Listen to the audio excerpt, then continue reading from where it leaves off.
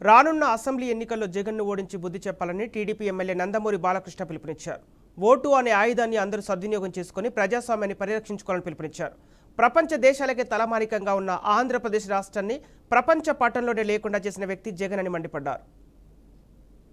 అంటే SC ST BC minority finance కార్పొరేషన్లకి ఏవేవైతే మనం డబ్బులు కేటాయించాం నిధులు సుమారుగా 75,000 కోట్ల రూపాయలు ఇవాళ ఒక్క రూపాయి కూడా ఇచ్చిన పాపానికి పోలేదు ఈ వైకాపా ప్రభుత్వం. రేపు ఏబి సిడి ఈ వర్గీకరణ ఏదైతే ఉందో ఎస్సీల్లో చేసింది తెలుగుదేశం ప్రభుత్వమే అని మీ అందరు తెలియజేసుకుంటున్నాను. ఆనాడు సర్కారియా కమిషన్ పెట్టి కేఎల్ నారాయణ గారు రాష్ట్రపతిగా ఉన్నప్పుడు ఆ ప్రతిపాదనను పంపించి ఆమోద ముద్ర పొంది మన అదనంగా 22,000 మందికి ఉద్యోగాలు కల్పించిన ఘనత మన తెలుగుదేశం పార్టీకి దక్కుతుంది, ప్రభుత్వానికి దక్కుతుందని తెలియజేసుకుంటున్నాను. ఒక నిప్పుల ఉప్పెన ఈ కూటమి అన్నది, ఒక అగ్ని పర్వత విస్ఫోటన ఈ కూటమి అన్నది ఒక పాశుపతాస్త్రం. గుర్తుపెట్టుకోండి.